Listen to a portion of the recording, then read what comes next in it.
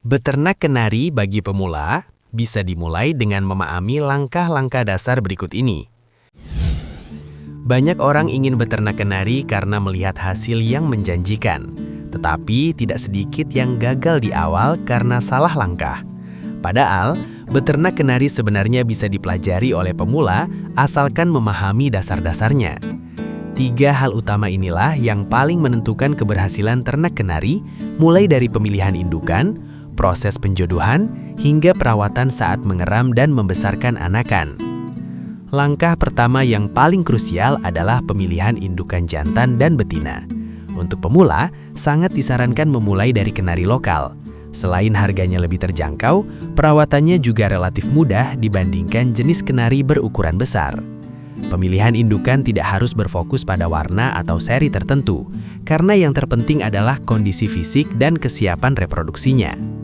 Indukan jantan yang baik biasanya sudah berusia minimal 8 bulan atau lebih, karena pada usia tersebut, mental dan organ reproduksinya sudah matang. Jantan yang dipilih sebaiknya aktif berbunyi, rajin gacor, dan tidak mudah takut saat didekatkan dengan betina. Mental jantan yang berani sangat berpengaruh dalam proses kawin. Jantan yang hanya gacor, tetapi cenderung ciut saat bertemu betina, berpotensi menyulitkan proses penjodohan. Sementara itu, untuk indukan betina, pemula dianjurkan memilih betina yang sudah pernah berproduksi. Betina yang masih siapan memerlukan perlakuan khusus dan pengalaman lebih, sehingga kurang cocok bagi pemula.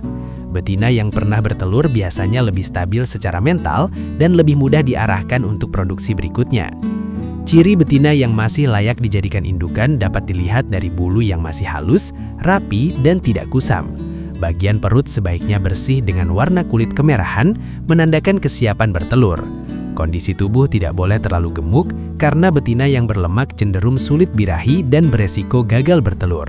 Saat dipancing suara jantan, betina yang siap biasanya merespons dengan suara nyaring, gerakan aktif dan posisi tubuh merunduk sebagai tanda birahi. Tahap kedua adalah proses penjodohan. Proses ini seringkali menjadi tantangan, bahkan bagi peternak yang sudah berpengalaman. Penjodohan kenari baru membutuhkan kesabaran karena tidak semua jantan dan betina langsung cocok. Jika betina terlihat takut atau justru menyerang jantan, itu menandakan keduanya belum berjodoh atau betina belum benar-benar siap. Sebelum disatukan, jantan dan betina sebaiknya dijajarkan terlebih dahulu dalam kandang terpisah. Tujuannya agar jantan terus terpancing untuk gacor dan betina terbiasa dengan keberadaan jantan. Dari tahap ini, reaksi betina bisa diamati dengan lebih jelas. Betina yang sudah siap biasanya mulai sering mengatur bahan sarang dan menunjukkan respons positif terhadap suara jantan. Selama masa penjodohan, asupan pakan berperan penting. Sayuran hijau seperti sawi hijau atau pakcoy dapat diberikan secara rutin untuk membantu meningkatkan birahi. Telur puyuh juga bisa ditambahkan sebagai sumber protein, namun tetap dalam jumlah yang terkontrol. Kombinasi pakan yang tepat akan membantu meningkatkan kualitas sel telur dan sperma, sehingga peluang menetas menjadi lebih besar. Proses kawin umumnya dilakukan pada pagi atau sore hari. Untuk menjaga kondisi jantan tetap prima, sebagian peternak memilih mencabut jantan setelah kawin. Namun bagi pemula, jantan dan betina bisa dibiarkan bersama hingga betina benar-benar bertelur, agar prosesnya lebih praktis. Biasanya betina akan mulai bertelur 2 hingga 3 hari setelah kawin, lalu bertelur setiap hari hingga jumlahnya lengkap. Tahap ketiga adalah perawatan betina saat mengeram hingga telur menetas.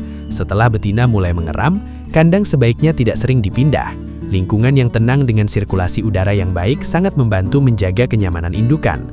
Gangguan yang berlebihan dapat menyebabkan stres dan beresiko menggagalkan pengeraman. Selama masa pengeraman yang berlangsung sekitar 14 hari, pakan cukup difokuskan pada bijian dan air minum bersih. Sayuran hijau bisa diberikan sesekali, namun tidak berlebihan. Pemberian telur atau vitamin terlalu sering justru beresiko menyebabkan gangguan pencernaan pada indukan karena aktivitasnya sangat terbatas saat mengeram. Setelah telur menetas, perawatan anakan harus lebih diperhatikan.